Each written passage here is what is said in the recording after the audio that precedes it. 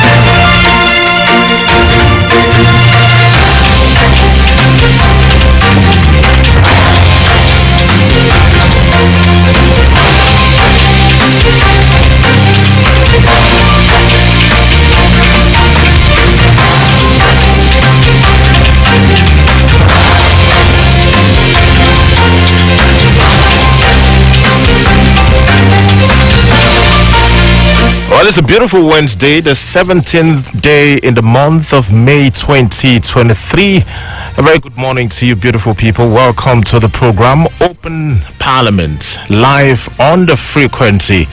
My name is Mr. C.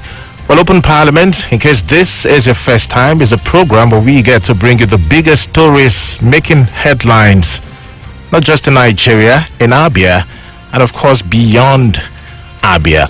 And well, on the flip side, we get to let you in to have your say, join the conversation, whatever it is we get to talk about on the program. And as you might know, every other Wednesdays, we're going to have a guest on the program and a regular guest. But before we get to unravel, the Nigerian Association of Resident Doctors, the NAD, have insisted yesterday on commencing a warning strike today. Well, the doctors are starting the strike despite the fact that the federal government said it had begun talks with their parent body, the Nigerian Medical Association. Well, the doctors cited poor health infrastructure as one of the reasons for the said strike. And well, in the light of this, hear this. Nigerians spent a whopping $3 billion adjusting foreign healthcare related services, and this from 2020 to 2022. Well, this is according to findings by the National Daily Punch. We'll talk about this and more. And well, joining me on the program this morning, as you might know, is the pioneer inductee, National Integrity Hall of Fame, the recipient of Zix Award on Innovation and Creativity, a fellow of ethical leadership from the University of Nigeria, Nsukka, a former Secretary General of Algon, a Board of Trustee member of the All Progressives Grand Alliance, ABGA, or Interpol Systems Consultant and Security Expert. I'm talking about Sir Chikwe Udensi. He joins us virtually this morning. Good morning to you, sir. Welcome to Open Parliament. Good morning, Mr. C. Thanks for having me. Well, absolutely fantastic to have you join us this Wednesday, because last week, Wednesday, you were unavoidably absent. And, well, although you had a representation in Ambassador Chigoromoki, we got information that you were hospitalized. I hope you're better now. Yes, I was hospitalized. Sorry about that. Well, as I'm talking to you right now, I'm still in hospital. I'll probably be discharged today or tomorrow. It's nothing very serious, but it's something that we'll have to take care of. Like you know, Mr. C, I'm one of those who would insist on public and open disclosure for anybody who is seeking a public office. Most of our people who are seeking public offices, we don't know their state of health. Some of them are very close to having horrible health conditions for which eventually they will be passed on to public costs. I had an accident that was in the 90s, and during the course of my regular checkup, we realized that there was a bone that was not well aligned. So it doesn't cause any problem right now, but in old age, if God gives us a long life, it may cause problem. And it may also corrupt the other bones, very small bone. So I was asked to make a decision. I had to decide whether to do it here in Nigeria, like most of my friends, including the Interpol family. They were even making arrangements for me to go to France. But Mr. C, we need to do something. I remember, I just recall you are talking about our spending a whooping 2 billion. That is the disclosed ones. There are so many undisclosed ones. $2 billion every year on medical tourism.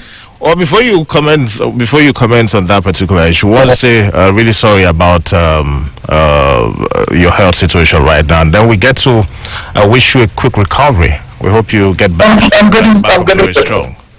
I'm getting better, Mr. P. Thank you very much. All right. Okay, so $3 billion in the past couple of years, from 2020. That's what Nigeria spent. That's a revelation by Punch. Mr. C, let me give you information. In the course of this, by wanting to see how best to handle the surgery, I visited the National Hospital in Abuja here. This is the biggest medical setup we have in Abuja by the federal government. Mr. C, the site is very pathetic. In fact, if you look at some of the equipments that are hanging across the heads of some of the patients, those equipments are non-functional.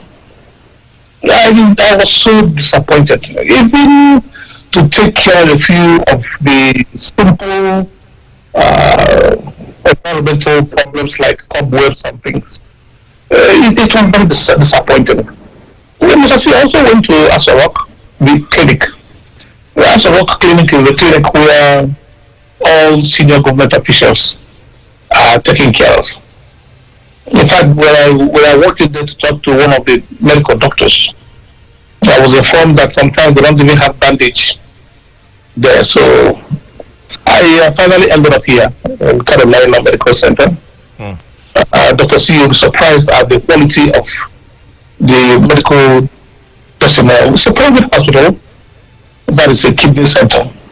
Mr. C, the young lady who took part in the surgery, Dr. Adina, and then the anesthetist, Dr. Jaja, the orthopedic surgeon, Dr. Malone, and even the general practitioner. It was quality. So why are we going out? The leadership of the country, if they have toothache, they go outside the country to take care of the toothache. We were told the last time that the president is in London to visit with his dentists. Dentists that you can't even trust your country with. We still have very good quality medical services here. I'm very impressed. Very impressed. The only problem everybody keeps talking about has to do with the cost of that quality healthcare, which is sadly not affordable to so many people, and also the problem associated with the quality of pharmaceutical products. It was Akunyele, Professor Akunyele, and Dr. Ransom Kuti, when he was the Minister of Health in Nigeria. There were two people who raised the alarm that very close to sometimes over 80% of pharmaceutical products are substandard. And it is very disturbing. Mr. C, this place I am in is a kidney center. If you see the number of people who are here to be attended to for kidney problems, dialysis and kidney transplant. In fact, this center here conducts transplant on kidney. They do kidney transplant. So it's a very quality but higher place. And it's not affordable. It's not affordable. And you begin to wonder, what is our leadership doing? Why would they have to have themselves treated abroad when the rest of the society have to be treated in some very poor medical facilities? And those who have the capacity to be treated in this kind of facility where I am right now are very few. Very few. Now, yes, the question is, sorry to interject, talking about those who have the capacity to be able to afford such medical health care. There is a bill before the Green Chambers of the National Assembly talking about the House of Representatives, which we understand has passed second reading. It is a bill that is titled the Bill for an Act to amend the National Health Act 2014 and for related matters, particularly Section 46 of the bill. Now, we understand the bill too is sponsored by Sejus Ogun, PDP donor. Amongst others, the bill makes provisions for sanctions against any public officer who embarks in medical tourism abroad at public expense.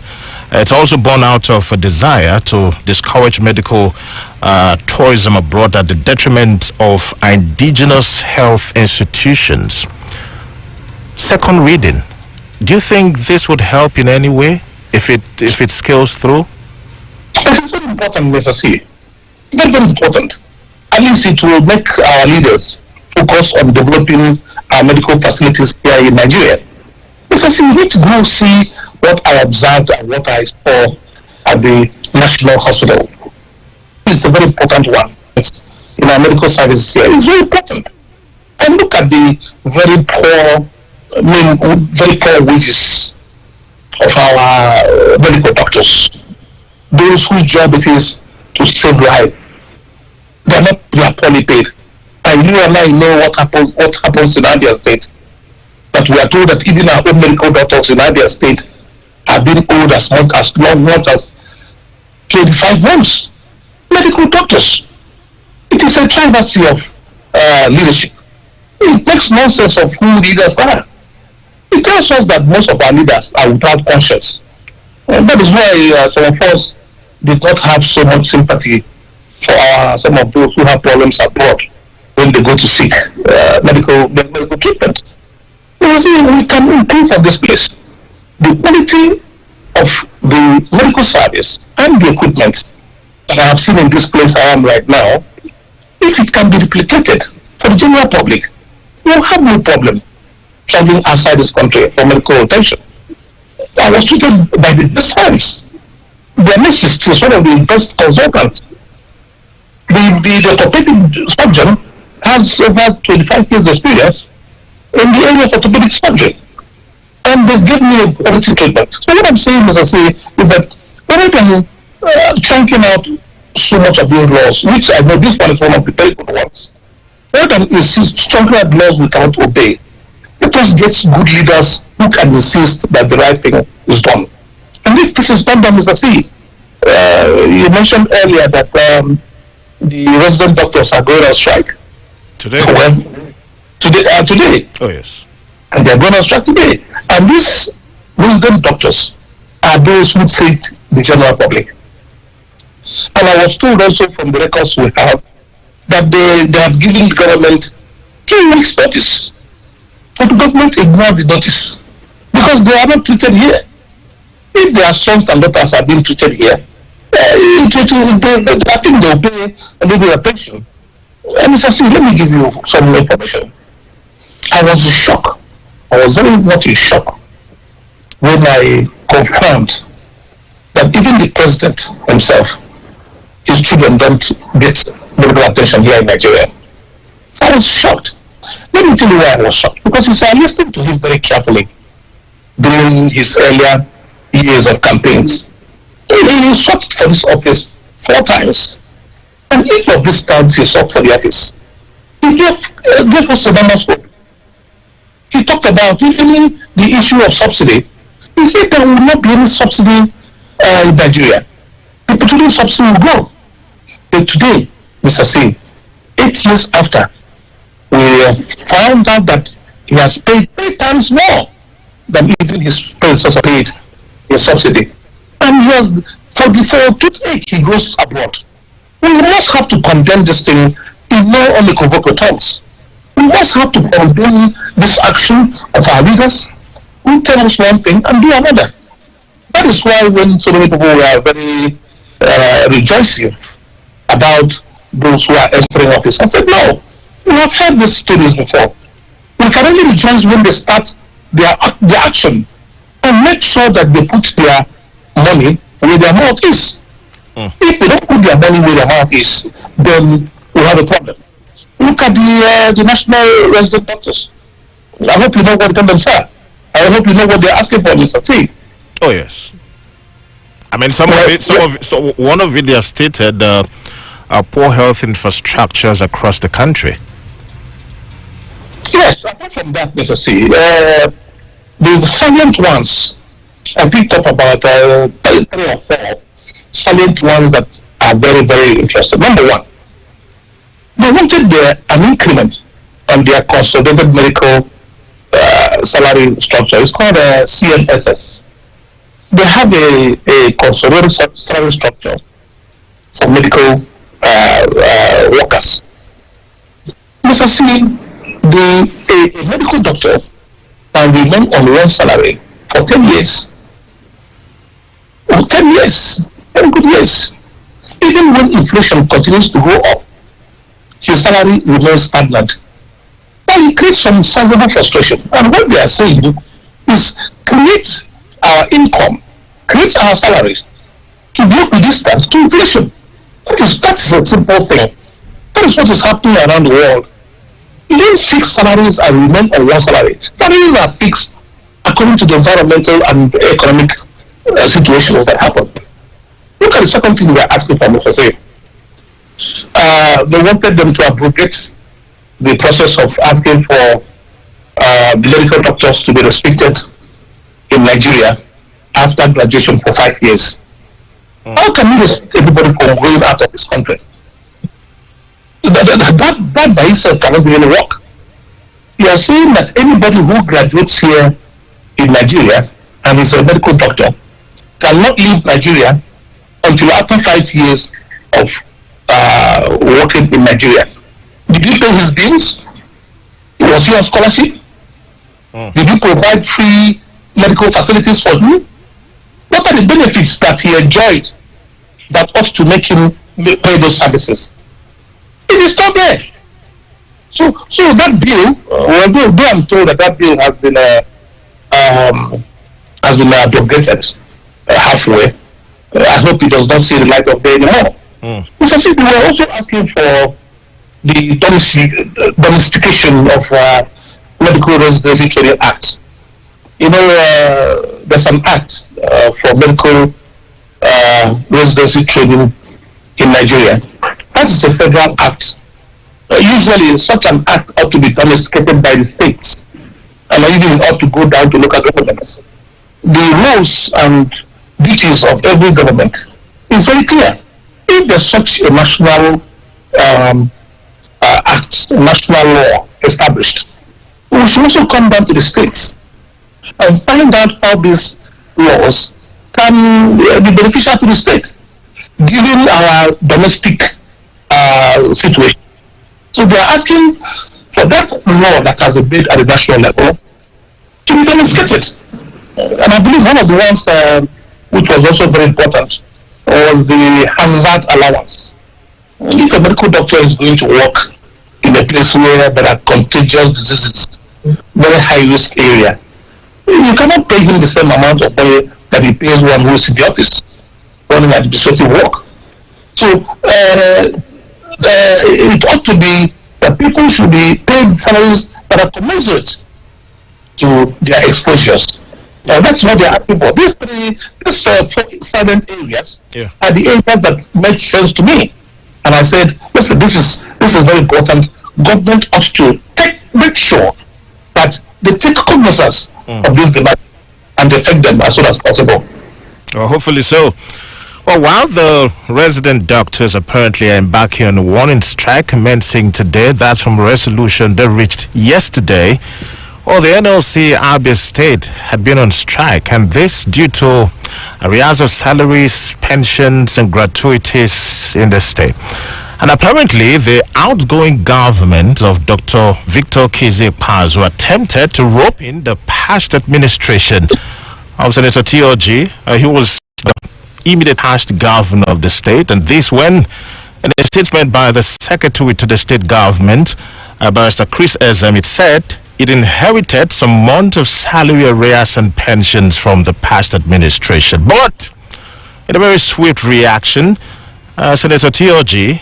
has asked the government, and particularly the governor, to carry his cross. I'm sure you might have stumbled on that story apparently very deeply. What did you make of that back and forth from the then governor and the current governor? And eventually it led to the chief press secretary to the governor saying, hey, we're not going to join issues with the past governor. It's out of my principle to do that. The story of Abia State, the leadership in Abia State has been very strong, right from 1999, I'm sorry.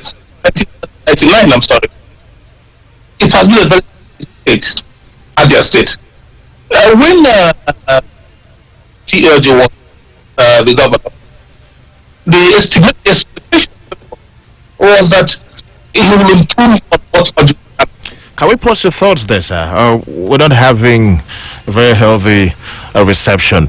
Probably we get you off and then get you back real quick. Open Parliament, live on the frequency, the midweek edition of the program. And of course, a guest, Interpol Systems consultant, Chikwe Udensi, virtually as always on the program. And don't forget, on the flip side, we'll let you come through with your reaction.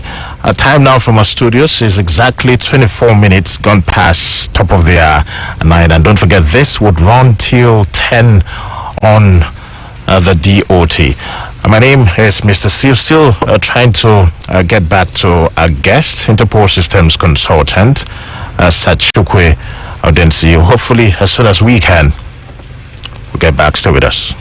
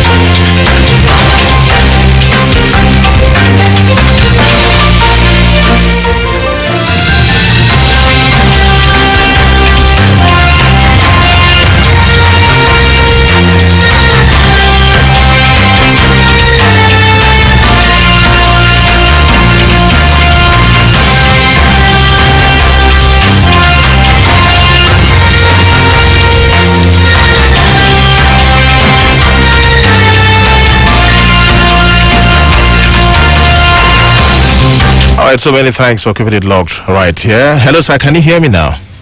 Yes, I can hear you loud and clear. Well, the network was not very smooth initially. Yeah. I think it's better now. So we're talking about the back and forth reactions from the past and current leader, governor of the state.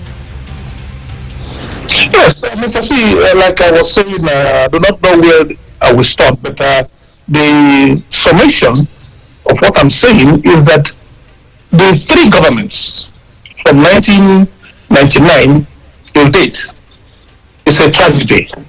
It's very, very disturbing. But you see, their tragedy is at various stages. You will recall that in my last outing, I did inform our listening public that if you ask me in all honesty, I will say that the Bazo's government is an improvement on TA's government. That is the fact. In what sense? In what sense? If we look at all senses necessary, immediately TAL took over, our expectations were very high. This was when we had all kinds of fuel subsidies, not subsidy, what do we call again? Extra revenues coming from our fuel sales abroad. Like Abia State was getting so much money. So our expectations were very high. We thought maybe a Daniel has come to judgment, but we were very disappointed. It was during this time that one of our respected brothers, actor Eze, said that Abia stinks. That Abia totally stinks. The determination started from him. I'm not saying that Bazo's government is not a failure too. No. I'm saying that Bazo's government, from our expectation, ought to be better than what it is right now, given the revenues it has received, given the environmental circumstances, given also what our neighbors have done with less revenue. It is true that they have inherited lots and lots of backlog, but it required a man that had courage and competence to overwhelm them. They were overwhelmable. So as much as I did not exonerate Bazo's government for the very poor performance, the fact remains that their performance is a lot better than TA's performance. It's an improvement actually. It's an improvement on even payment of some annuities, I was told. In fact, if you look at payment of local government salaries, some of them are being owed in areas of 3 or 4 months. Look at what TA's left. A huge vacuum. So that vacuum that was left by TOG could not be properly covered by Bazo. So that's why I consider the two governments have been a massive failure in the eyes of everybody. So we do not exonerate them, we do not comment any of them, we do not excuse any of them. The two governments are very pathetic, and I am glad to God that Abians have taken the right decision to go a different direction. So they can go back and forth with their arguments. They can go back and forth with the accusations. Abians are happy that these two governments are behind us. And let me give you information. I'm sure anyone who is listening to you right now, particularly those of the NLC in Abia State, would probably want to disagree, particularly with the records which I even have before me. And this record was presented to me by the former chairman of the NLC in Abia State. I mean, administration of Chikwe Udensi was being owed about 7 months, but as we speak, it's about 16 months. And not just that, Abia Poly was 7 months prior to Udensi coming on board. Now about 40 months. Absut was 6 months. Now it's about 28 months, and the record continues. Arochukwu Technical was 5 months, and now currently 32 months, and so on and so forth. So with the records, do you still stand by your position? Of course, I still stand by it, because you are only considering salaries. I'm considering the whole totality of development in Abia State. I'm considering the roads. I'm considering infrastructure. Vis-a-vis what the two of them did. Check them out. So I'm not saying that Bazo can be exonerated. No, I've said that. I've condemned that severally.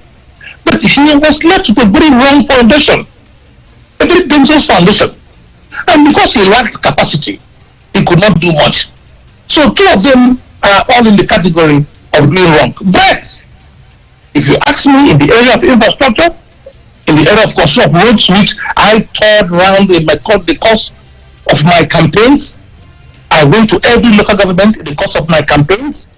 I did that during the second tenure of TALG, and I also did it during the tenure of Okenzi Bazu. I can make good judgment. That does not mean that they have done what they ought to do.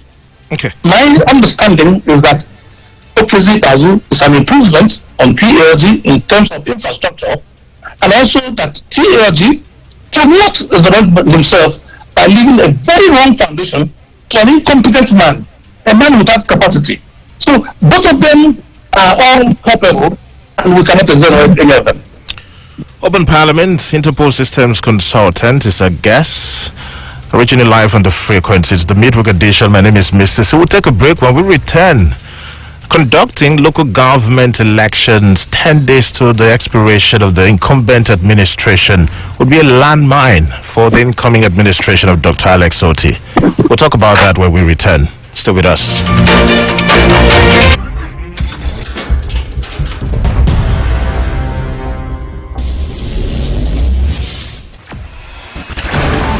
Experience the smooth and strong feeling that consistently surpasses expectation. Leading the way in high-performance lubricants, Master Supermoto Oil is as durable as titanium.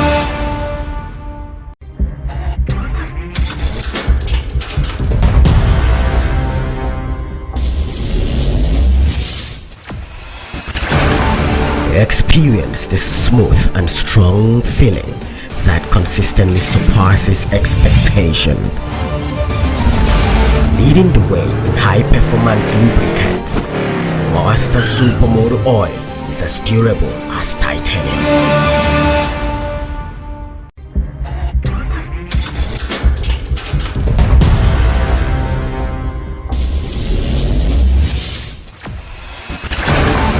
Experience the smooth and strong feeling that consistently surpasses expectation. Leading the way in high-performance lubricants, Master Supermoto Oil is as durable as titanium.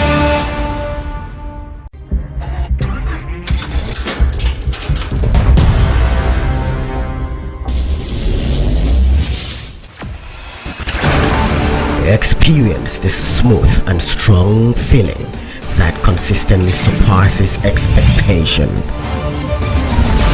Leading the way in high-performance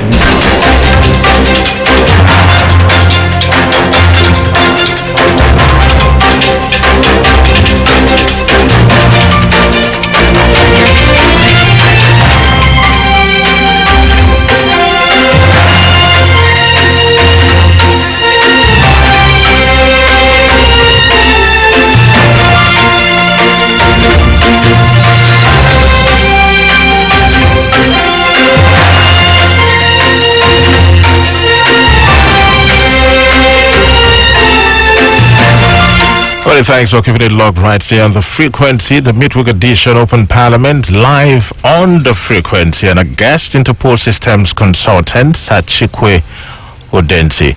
Oh, well, set to talk about Abia State still, and with the mooted local government elections by APSEC slated for May 19th, supposed to be Friday, that's 2 days from now, despite the court injunctions restraining APSEC from so conducting the elections. However, reactions have trailed that, with the Abia State Elders Consultative Forum raising the alarm that the proposed local government elections by the outgoing governor, Keze Pazile government, was a landmine against the incoming administration of Dr. Alex Otti. Now, according to the forum, it is curious and suspicious for the outgoing government to be bent on the exercise when there are other matters of urgent importance that should bother the government. Well, this was in a statement by the national president of the forum, Archbishop Prince-Will Ariwodo. What do you make of this? They talk about local government elections being muted to be conducted not at the time, but 10 days to the end of this administration. Is it a landmine, just as has been said, you believe? Well, I do not believe it. I do not believe so. Mr. C, you know I have commented on this the last time, in fact, at my last outing with you. I did say very specifically that the lifespan of Okezie Bazo to be on the 29th of this month. He continues to be the governor, continues to conduct the activities of government, continues to conduct the affairs of government in whatever form or shape. And he does not have to have any form of restriction. And let me give you information, Mr. State. I hope you know the specific provisions of the law, especially as it's been enunciated in our constitution. Mr. C, you're a lawyer. Section 4 and 5 of our constitution provides for the role of federal government, even the legislature and the executive. Section 7 provides for local governments. Mr. C, I was Secretary General of ALGON, the Association of Local Governments, for 2 terms.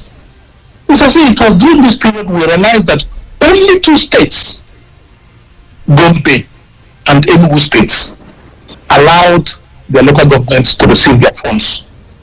Every other state utilized the funds of those local governments for purposes other than the one state for local governments. Mr. C, it is very clear that any governor who has interest in the affairs of local government is only concerned about the lacuna of the joint account of states and local government. That's why we are interested. The laws are very clear. The provisions of the constitution is very clear. All the federal, state, and local governments have their roles to play. And their rules are not contradictory. They're not confusing. They are complementary. So you do not just go into some other states or some other local governments funds to create your own enablements. So Mr. C, if he conducts elections, he is conducting election for Abians to be local government chairman. And their role will be to do their job as local government chairman. And he has done that legally within the framework of his office as the governor of Abia State. Until the 29th of this month, he has the authority, he has the capacity, he has the audacity to do whatever concerns the day-to-day running of Abia State. Now, as far as the governor. I mean, so the interest of any governor in local government can only be for the funds of the local government. Otherwise, what is the business? The states can go ahead with their work. Local government goes ahead with their work job. The only place they meet is at the FAC, the JAC, the joint allocation. That is the only place they meet. And it is the sharing of the money that has always created the problem. That is why governors are very interested in being in control of local governments. So, okay, Bazo should go ahead if he has the funds on the issue. That is where the issue is for. If he has the funds to do that, he should also pay salaries and make sure that he also pays pensioners who are dying in their groups. But one other area, Mr. C, that I was concerned about was the court order that will stop him from conducting any local government election. But unfortunately, that court order was ex parte. You're a lawyer, Mr. C. Ex parte orders have lifespan. It does not go forever. That order would have come through a normal court process. Why do you have to do it ex parte? Once you make an order ex parte, that order is very short-lived because you must have to hear other parties. And then it's only in situations of emergency, legal emergencies, that such ex parte orders are allowed to sustain. So the question is, the ex parte order obtained against the local government elections, did it have a lifespan? Has it expired? Was it renewed? Is it subsisting? So if it was essentially just an ex parte order, of course that order must have died by now, because every ex parte order has a very short lifespan. So my position is very simple, Mr. C. Let nobody interfere with the activities of the governor as long as he's there as a governor. What we should be doing is finding ways to make sure that there's a proper and systematic transition to a new governor who will now take over and make sure that the right thing is done and done in Abia State. As far as this present government is concerned, the lifespan of the government is on the 29th of this month. Any action he takes is legitimate. Any decision he takes is legitimate until his tenure expires. That is my position, Mr. Said. Okay, we're gonna pause it here now. It's open parliament, and of course, live on the frequency. Our guest is Interpol Systems consultant, and the last views on the purported conduct of the local government election slated for May 19th. And yes, a court, in fact, not just one, a high court in Bende and one in Arochukwu, actually restrained the APSEC from so conducting that election. And the last we checked, we understand there have been plans to vacate that particular order dished out by the court. But let's have your take now, gentlemen. And here are the phone lines: 0816-111-5955 or 0701-651-4107. Again, at 0816-111-5955 or 0701-651-4107. Let's have it do 1 minute 30 seconds. Good morning. Do call us back if you can. Hello, good morning. Good morning, Mr. C. Good morning, Sir Chikwe Udensi. I wish you quick recovery. Thank you very much. Thank you very much. The bill seeking to prevent a public office holder from going for medical trip abroad, in my own opinion, in fact, I am skeptical that it will see the light of the day, because no one will want to shoot himself at the feet. The president will not sign it. After all, he is the major culprit of the practice, as we always have a ailing president. For the fact that the government officials seek for power for selfish interest, contrary to serving the people as they claim, they will not care for public hospitals and their workers. After all, they do not patronize them. COVID-19 actually exposed health sector, forcing the government to inject humongous amounts of money since they could no longer travel out. Thank you. That's my take. Thank you. I appreciate using your time. We have another caller. Hello, good morning. Hello, good morning, Mr. Good morning. Please move away from your radio set. Okay, good morning. Our great excellent topic, Chikwe Udensi. Good morning, sir. I pray that God will continue to give you long life and good health for all you have been doing in Abia State. Well, this is Mr. Eze Nikalo, a voice from Abia local government area, Abia State. Welcome. Totality. Welcome. From my own perspective, concerning the planned local government election. Yes, I know it is a constitutional right of our governor to conduct local government election. It's also equally his constitutional right worker salary. My own take is that now he is about to leave office. Let him plan his scale of preference and know the one that is more needed by his people. Whether is the salaries areas that the workers have been complaining, even the secondary school teachers, whether that one is more important to his people or this election. I would suggest let him use the money he's supposed to use to conduct this election, this local government election. Let him use it and see how far he can go in clearing all these backlogs of areas of salaries. Right. I know the money will not be enough to pay all, but at least 1 or 2 months, it will go a long way to relieve the burden of the masses. Thank you. That's my own take, my brother. Let me consider that of the election. Thank you. Thank you. Good morning. Good morning, Mr. C. Good morning to you. Obrigado. Obrigado. Mr. C, I don't know. permit me to say that. What's your name? What's your name? What's your name, please? I'm calling from Mumbai. Okay, welcome. Welcome. Yes, sir. Permit me to say that our leaders are selfish. Our leaders are very inconsiderate. I mean, how can a president of this country travel outside for just to fix his state instead of coming back after the coronation? And a lot of the people who are in the assembly, the senators and the rest of the National Assembly, they always travel for medical attention. Why should they ban the doctors who are not being paid for their services not to travel outside the country to seek for a better place?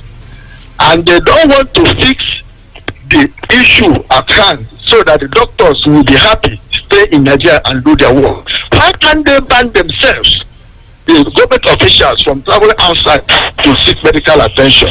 See, that's what I'm saying. This is hypocritical. And then coming to the salary owed to the civil servants in Abia State, we know that he has inherited some backlog of salaries. Okay. But that is not the reason he should not pay, because it's a continuous government. Thank you. Thank you. The same party. Thank you. Your time is up. Thank you. Your time is up. Thank you very much for coming through. Appreciate. Hello. Good morning. Good morning, Mr. King. Good morning to you. Good morning. Hello. Hello. Can you hear me? Yes. Go ahead. Go ahead. Please, we can't see that it's all wrong. Because What's your name? What's your name? What's your name, please? I'm Peter from Chikwe. Okay. Welcome, Peter. So when he are the left the government with only 3 more areas of pensioners. Now the areas is up to 50-something months. How can he compare what is on ground now? That OKC has did better than he has. I disagree with him. Look at areas of salaries and pensions. But infrastructure, he said he built 530 roads. Then what is it? So I disagree with him. Thank you. Thank you. Hello. Good morning. Good morning. Good morning to you.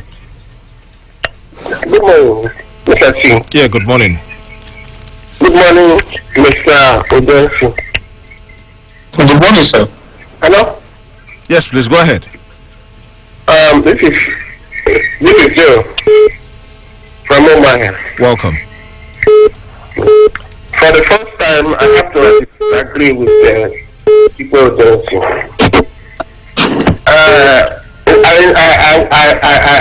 I was a civil servant during the time of TAOG. We were not owed any salaries. And pensioners then were just owed 3 months. Okay, is a disaster. As far as Abia State is concerned, it's a disaster. It has killed more people than Boko Haram. Well, maybe get back to the phone line. Sir, someone said, representative of the past and current government, saying you prefer the current government, or rather that the current government has done slightly better. And pension. Well, during the DALG, I never came to help the pensioners. It was a lot better during TALG. During the LGs of Carlo, there were no salaries even being owed anybody. Salaries were being paid regularly during LGs of Carlo. But when people start talking about failed government, they didn't add LGs of Carlo's government. So we are not to add as a failure in salaries and pension. No. Don't forget that it is during this tenure of that I came to do, knowing the very poor situation of our pensioners. That's when I came to do a little bit of pension palliatives. But what I'm saying is this: I have traversed the whole local government. I've gone to the length and breadth of the state. There is no community I have not gone to. If you ask me, in terms of infrastructure, he has done more than TAOG. That very much I know. However, he has not done enough. I have not said he's a good man. I'm not saying he's done great. No. He has not done enough. We are not trying to justify the various levels of failures. No, the three governments are failures. If you ask me, but we are not looking at levels of failures. And we are saying only could be vocally without any fear of any form of contradiction. I'm saying that in infrastructure, having traveled around Abia State when Okezi Bazo was there, is there, and having traveled when TLG was there, I can make the judgment, Mr. C. I'm not giving to frivolities. I'm not giving to do I talk to Okezi Bazo? Throughout the tenure of TLG, I never spoke to him, never visited him, never talked to him. Throughout this tenure of Okezi Bazo, never talked to him except in the plane when we exchanged pleasantries. Never visited him. So both of them are not my pals. They're not my friends. I don't have much regards for their leadership. But if you ask me, in terms of comparison, infrastructure development, if you ask me in terms of some killer things that has to do with governance, I will tell you very clearly that if you ask me, I prefer Okezi Bazo to TLG. The two of them are failures in the eyes of God and man. Let's leave it here, sir. Let's leave it here on the program this morning. Open Parliament live on the frequency. Thanks, Sir Chikwe Udensi, for stopping by on the program this morning, and we wish you a quick recovery from the. I've just been informed that I've been ensured that I haven't had medical attention in England, haven't had medical attention in America, in Canada, and also in South Africa.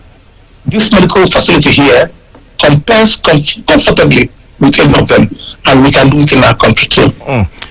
Well, quickly, before you go, in 30 seconds, I understand new intakes in Bana, the building new Abia Foundation, happened a couple of days ago. Yes, we are trying to make sure that those who have